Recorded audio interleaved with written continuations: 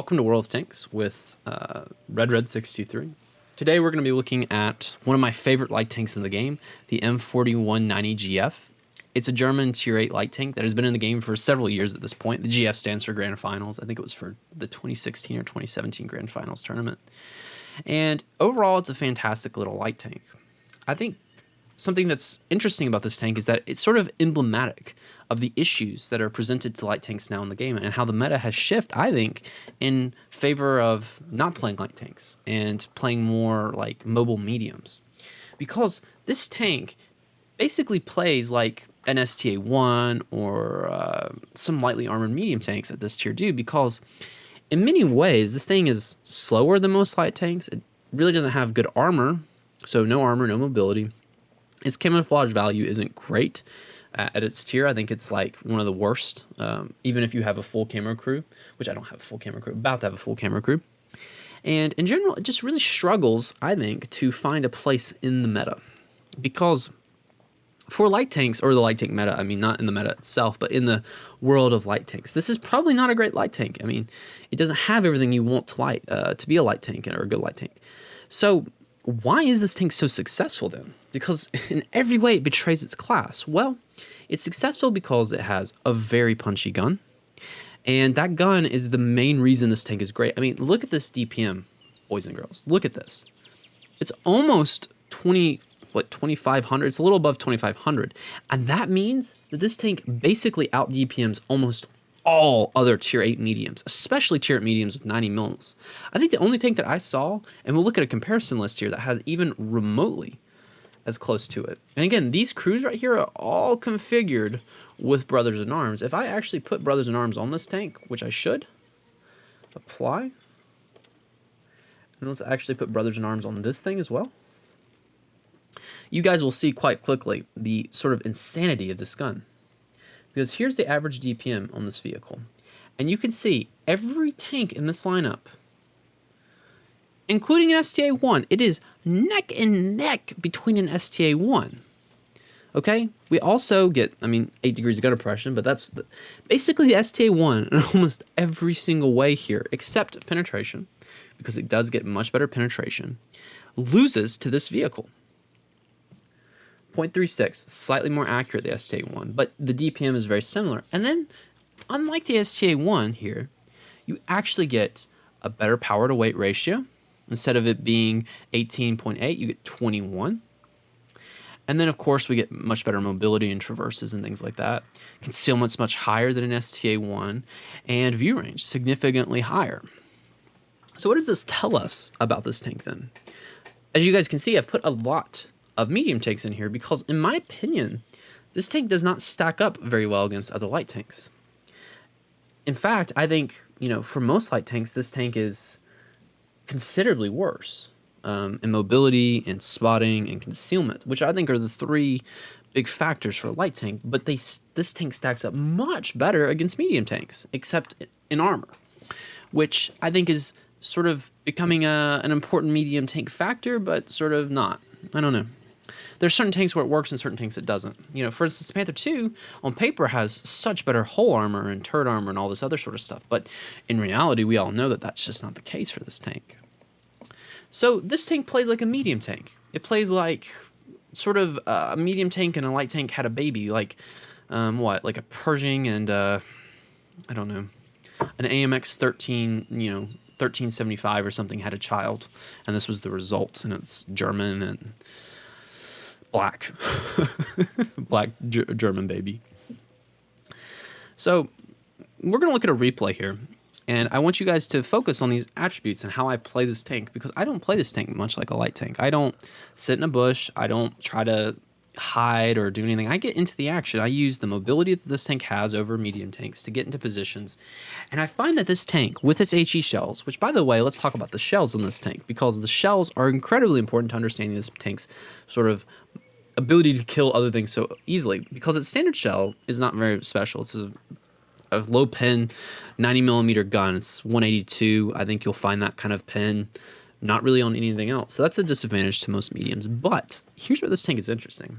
Its heat pin, I'd say its heat shells are not very good. 250 pin is pretty good for a light tank, but for where it counts, it's not going to be very useful, but you will find yourself time to time shooting it like at like O'Nees or like O'Hos or something like that. But the HE is where this tank I think is most interesting because it gets 102 pin on its HE. And if you guys don't know, most tanks get around 30 to 60 at most on their HE. And this is not a Hess shell, this is HE. 102 millimeters of pin. So that's crazy. That can pin most all other light tanks, including itself, very easily. It can overmatch, well, it's not going to overmatch, but it's going to easily pin most tanks, except the occasional Russian, light tank. And it's going to sort of get absorbed by modules. So you've got to be careful where you shoot it, but if you can shoot big, flat armored, low armored vehicles, you're going to do a lot of damage. And that's what's interesting, because if you go back to this comparison I had here, you can see I actually put a comparison of another M4190GF, but the only difference is that it's firing that standard HE shell. And you guys can look at that DPM. There is no light tank at tier 8 that can withstand that amount of DPM consistently. The only way a tank at tier 8 is going to survive this is by having, 90 millimeters of hull armor while also being faster, right? It just happens. And so I do think this tank is very good against every tank or every light tank line except those Russians. Even against the WZ, I mean, the WZ only has 50 millimeters on the front, and you have double that pin. I mean, that's going to give you a pretty good chance of pinning, especially because you're much taller than a WZ, and in most engagements, you're probably going to be, relatively close, so you're just going to be shooting down onto the upper plate. All this to say, the M4190GF, or as I call it, the Black Dog, is probably the best anti-light tank at tier 8, and it crosses the line of medium tanks. And the reason I'm saying that this is sort of emblematic of light tank sort of meta right now is that look at the best light tanks at tier 10. And I think most people, it's pretty synonymous at this point that the T100 LT is the best light tank at tier 10. Now, I don't personally have one. I was actually thinking about going down this line, but I sort of stopped myself because I'm going down currently 3 or 4 other tank lines. But the point that this tank makes is that look at this whole armor. Okay, guys, remember, this is a tank with a specific power to weight of 48 horsepower per ton. That's almost 50. This thing accelerates off the line like nobody else's business. This is one of the fastest tanked or tracked tanks in the game. 100%. This concealment naturally, without any sort of special crew in it, is almost as much as my Bulldog with a concealment crew in it. Good base spotting, not incredible. I think that's probably a weakness of all tier 10 lines, is that they should have around 420, 430 base. And look at this DPM on this tank already. We're already seeing sort of the Bulldog's DPM standard without any crew enhancements, without any modules. Remember, because that Bulldog with its 2500 standard DPM was with, a gun rammer, vents. It's going to be with Brothers in Arms and everything. And so this is without any of that. The accuracy is probably the worst part of this vehicle, but honestly, accuracy is mattering less and less. And look at that upper plate. It's 90 millimeters, which is not going to be overmatchable by any tank shell in this game, really. The side armor is a similar story. 40 millimeters is overmatchable by a lot of tanks, but it's still, you can bounce some 90 mils, and guess what the M4190GF has, 90 mil. But I'm saying this tank, in my opinion, could easily pass as a medium tank. You could have told me that this was a medium tank, and I wouldn't have blinked an eye, except at that specific power. But it's not. Look at like the AMX 30. I don't even think it has 90 millimeters of hull armor. It has much less than that. Like at tier 10, we have an AMX 30B with worse armor. Where is it? Right here. What's its hull armor? Its hull armor is less. It is 80 millimeters thick. Its turret armor is less even. And yet this is a medium tank with much less specific power, much worse concealment, better view range, of course, because you better have, I honestly think they should give this thing like maximum view range with that, and it's still a medium tank. It still has all those medium tank characteristics that aren't good. Like when it moves, its concealment value doesn't stay the same and all that kind of stuff. And I'm just like, what are they thinking with this vehicle? Like, honestly. Like, what are they thinking with light tanks right now? Because I feel like the best light tanks are not light tanks at all. They're just medium tanks in disguise. And I just think that's such a sad state that the meta is at right now, where more dedicated light tanks, like at tier 8, I also have the T92. And the T92, with its stupid holiday skin, is a worse light tank. It just is. Its gun is much worse. It's mobile. It's much more mobile. And you guys can see, I've got the concealment way up because of full camo crew, a camo net, camouflage on it, and the natural statistics. This thing is very hard to spot. Let's be honest. And its view range is very good because I have binocs and coded op. I sort of specialize this thing for spotting because I feel like that's where it's best. But you can see it sacrifices all of its armor again and puts it into light tank characteristics. Characteristics like concealment and mobility and spotting. But does it matter? Is this tank better than the Bulldog? Hell no. It's much worse. You guys can see my win rates in these vehicles. And again, my average win rate is almost 54%. So this falls very in line with my average win rate. And this falls very much so out of my average win rate. Mainly because I was trying to do spot missions and playing like an idiot. And I had 30-something games in it. You guys can see my tier 10s. I mean, in most of my good ones, I have pretty good win rates. Forgive me on the Super Conqueror. I am terrible with it. But all I'm trying to say is that this tank is sacrificing every part of its armor, like the Bulldog does, but putting it into light tank characteristics. And the Bulldog, on the other hand, is sacrificing all of its armor to put it into medium tank characteristics. Bulldog is good. T92 is bad. So this is something that I think you guys should be on the lookout for, because the best light tanks in the game are not light tanks at all. They're medium tanks in disguise. And now that we've sort of went over what I think is probably the most important aspect of this, we need to figure out now how do you play this tank? And I want to show you guys a great replay I had with the Bulldog or the Black Dog here, and show you how I sort of took those medium tank characteristics and sort of the mix of light tank in there as well to extreme advantage to have a great game carrying my team to extreme victory. Hello and welcome to Mines. We're going to be looking at my gameplay on this map. And I think one of the most difficult things when you're playing this map is figuring out like where to go.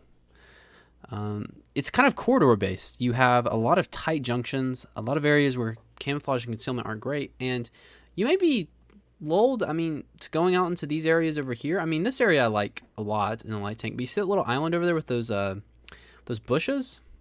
That is a nightmare trap. You get trapped out there, get spotted, you're going to be killed. So I think most light tanks, like I'm going to do here, go for the hill at, E4 and E5. Why? Well, because it's effective, and if you get on top of that hill, your light tank characteristics can start working for you. I'm going there because I feel pretty confident. I'm top tier. The only other light tank that could scare me is the LT-432. And I think, hey, I've got 102 pen. Maybe I can pin him a little bit. So we're just going to go up here and brawl, like a medium tank would in this case, in my own opinion. But yeah, those HE shells are ineffective, aren't they? Not able to load quick enough to get a shot on the EBR, not really paying attention where I'm driving. Now we're going to brawl with this LT-432. And you're going to see a weakness of this vehicle come out with these HE shells, which is those HE shells are not very good against heavily armored vehicles. Ooh, set them on fire. Because 102 penetration is great, but that guy has a pretty thick upper plate and side armor. It's just not enough.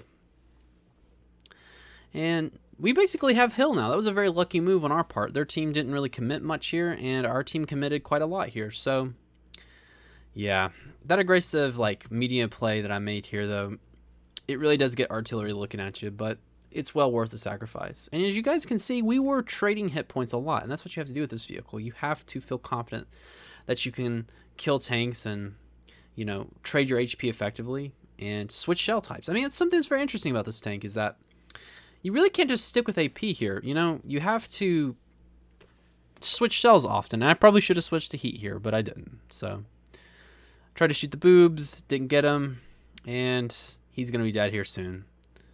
Not by my hand. Bounce, bounce, dead. Yeah. Well, that's disappointing. But we have Hill now, and we have all this HP, 602, so much, right?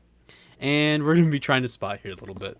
So, my thoughts here were, if they have a bunch of tank destroyers and artillery, someone's going to be spotted out here, right?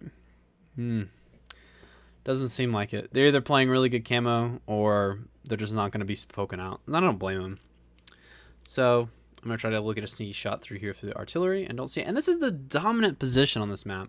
This allows you to look at every angle possible. I can see down the 1-2 line, the 9-0 line. I can look into enemy base, our base, wherever. And you'll see me using this position's flexibility. I'm going to try to take some cheeky shots here on the T-29s. And look, I spotted SU-130 and I'm like, easy money. Easy to pin. If I had HE loaded, I would have been so happy. Oh, T-71 and me climb. But you see, I load HE for the SU-130, and it doesn't give me confidence to shoot any of these vehicles, and now I'm just really upset about it, and I'm switching back to AP. You see, Wargaming would have liked you to think that the HE shells with high pin are really bad for the game, but I think it really adds a dynamic gameplay, because this HE doesn't have so much pin that it can pin in like a T-29, for instance, frontally, but it has enough where I can feel confident pinning an SU-130, so there's definitely choice to be made, and it makes skill perks like intuition a lot worth on this vehicle. So hopefully the HE nerfs that they're planning aren't going to be that detrimental. Now, something that I didn't notice here, I guess, in the game was my driver's dead. And I should have repaired it right here. Should have fixed them up, but I don't. And maybe it's because I don't notice the speed difference. I think my commander on this has Jack of all trades or something. But we'll see. So now I'm like, well, I don't like poking out there because artillery is hitting me, SU-130 is looking at me, and I spot an SU-100 M1. And tier 7 TD, but he's not very threatening. I have enough HP to take a hit from him, and so I go for it. And man, look at the shot I'm about to take. Oh, it's gonna make me cringe. Oh, look at it. Yeah, that wasn't a good shot. I'm gonna make sure I kill this guy, because if I don't, I'm gonna be so embarrassed. Yeah, good shot. I may not have pinned that normally, but because I'm shooting down onto him, his upper plate's like butter. Yeah, and his gun rack's back. He probably could have shot me if the suspension didn't rock back like that. So, all right, the enemy team is dwindling. So is our team. It's becoming less and less possible for this position to feel that dominant. And I'm starting to circle around, going like, where should I look? Where should I look? Where should I look? And I don't really know. I decided to go over here because 2 enemy tanks are spotted coming into base, and I'm trying to get shots on this Lorraine, because honestly, the Lorraine is probably the most dangerous vehicle left aligned on their team. That and the ISU. They're the 2 tier 8s, and they're very popular and powerful tier 8s. So, focusing your enemies. I mean, this is exactly what medium tanks do, right? You see an enemy tank, and you try to use your mobility and your high rate of fire and your DPM to sort of target specific individuals. Whereas, heavy tanks are more, I've got big armor, and, you can't pin me. Whereas medium tanks are just sort of flighty and shoot things. And light tanks try to spot the things for medium tanks and heavy tanks and tank destroyers to shoot. Now, surprisingly enough, I do spot an ISU. I have no idea what he was doing up here. Like, what a weird time to come up here, but I guess he saw the writing on the wall, and a good push on him. But he makes a pretty critical mistake here. I was trying to go for his tracks there, but I don't catch it. And now I'm freaking out. I'm like, I can't take the 750 Alpha. And you can see I'm playing pretty ballsy. I mean, most light tank players and most light tanks probably won't be doing this because you couldn't do it effectively. I see the C-25 back here. And again, all I'm trying to do here is I'm trying to address the situation, focus on targets that I think are good, and just generally, do as much as I can before I die. I'm thinking I'm going to die here, honestly. I'm thinking this ISU is going to come around. I might as well kill the C-2. Oh, I pushed too far. No. Yeah. That sucks, but hopefully I can kill the C-25. Yep. Well, that's great. So now I have the ability to flank this ISU, and I don't know if I went unspotted or what, but he seems like he doesn't even know that I'm here. I've loaded HE, and that may seem like a seemingly stupid choice here, and I actually thought the ISU killed him there. It was actually the S-51. But I'm loading HE because I'm assuming the rear of his tank is going to be pretty easy to pin. And look, yep, we got the green penetration marker. Yeah, that did some damage. 360 Alpha. That's crazy. Now we're going to move on because I know I can't face a frontal on ISU. I even freak out and hit the wall there. And this just feels like a war movie. And if you guys did notice, that T-29 just killed my last ally. I am now on a 5v1 against a T-29, an ISU 152, a Lorraine 40-ton, and 2 tier 7 artillery. I'm just like I'm gonna have to play some camo game. So this is probably the first time in this game where I'm actually starting to utilize the features that are available to me because this is a light tank. And man, I thought this ISU was gonna kill me. And that is, I'm gonna start using the mobility. And if you guys can see, quick snapshot on the Lorraine happened because of that quick aim time that this gun has. I know the T-29 just fired, and so I'm gonna put another shot before he reloads. And now I'm just like, well, shit. I'm backed in a corner. They all know where I am. Artillery's trying to kill me.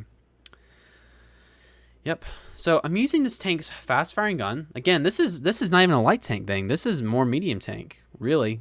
The mobility was the light tank side, but this gun right here, my ability to kill these tanks, I wouldn't have been able to do in probably most normal light tanks at this tier. It's just available to this tank. So now I'm really thinking, well, what am I going to do? I've got, an ISU down here. I've got artillery here. And then I see these bushes, and I'm like, well, I'll spot. So I very cautiously go up here. I see if he can see me. He doesn't look at me. I back out of the bushes, and yeah. I think he's going to try to blind fire here. Look at this. Yeah, smart idea, I guess, but since you have such a big reload, don't do it.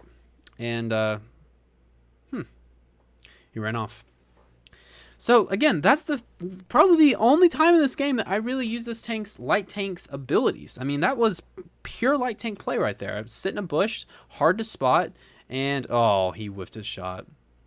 I sit in a bush and I just wait for him. So again, you could say this entire game, if you told me, if you removed everything and told me sort of a play-by-play of this game, I would assume you're playing a medium tank by how aggressive this play is, by how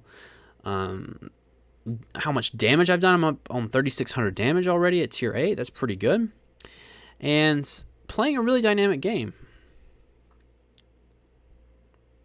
Now my plan here is to sort of confuse the artillery. I'm trying to go a different way than I normally would, but it doesn't really matter. They know exactly where I'm coming, it seems. Or he was coming around. I think I caught him by surprise because he just sort of like scared fired. I don't know. He's probably, I was trying to catch them up, and this is how you can play these things. Again, light tank feature, sort of switching and going to a different side and really change again. My teammates are being all supportive and saying you got this and do it again, and yeah, these are the kind of games you love to play. So from that shot, I sort of assumed that this Lorraine was like, or this S51 was over in this area because it looked like the shot sort of came up and did that.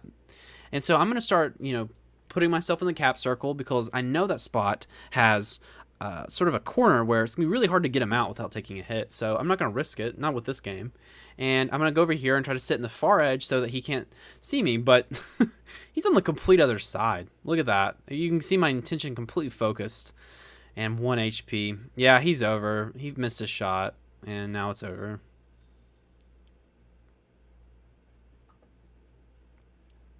And that is a fantastic M4190 GF game. And let's take a look at the results. Unsurprisingly, this was an ace tanker game.